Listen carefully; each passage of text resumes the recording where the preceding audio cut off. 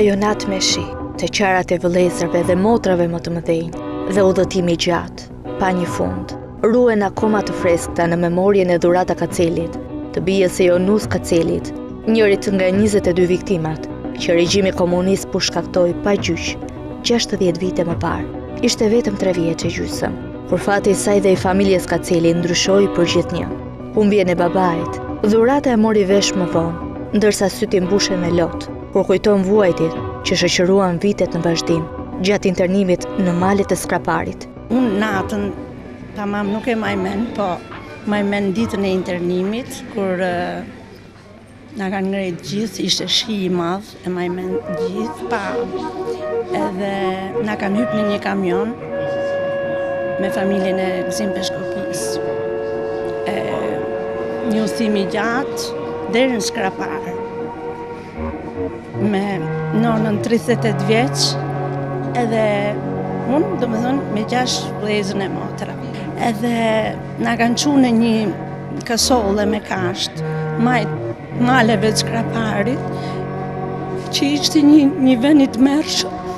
Edhe me në vogël kisha fryk, çdo natë kisha fryk ujkun, nuk e di, ishte bukë kështu se ulurimet e ujqërve që ishte pyll. Nuk e di pse çuna aq keq. Edhe na kanë drejtuar shumë keq për ato ditët e para. Pastaj populli i Skraparit ishte njerëz shumë mirë. Baba ishte pushkatu.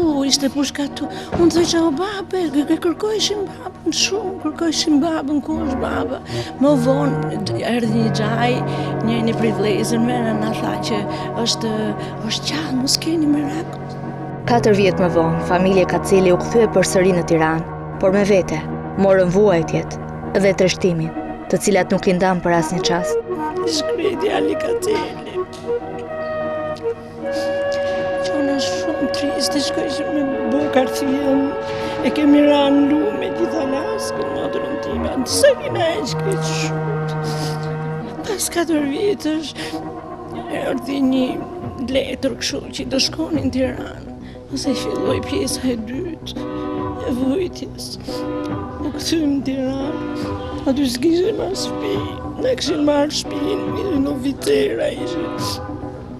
E tha nona, shkoj atje, ku t'i fus këto kalamaj se erdhëm u kthyem, s'na jepshin mas me bukë, me ble. Ishte fukarallik i madh. E u futëm në një kështu, në një 4 kënç në barak, ishte në borrin e shtëpisë tonë, aty na e boni xhaja i çik shumë e drasa, hym gjithë. Veti teti me nona. Edhe gjithë jetën.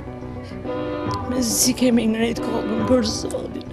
Sapo sistemi komunist i kaloi historinë dhe në Shqipëri filluan hapjet nëpër ambasada, Dhurata Kaceli emigroi në Itali, atje ku tashmë ka ndërtuar jetën e saj. Shumë piktura mbajnë mbiemrin Kaceli, piktura të cilat në shumicën e rasteve transmetojnë kujtimet e hidhura që ka kaluar familja Kaceli.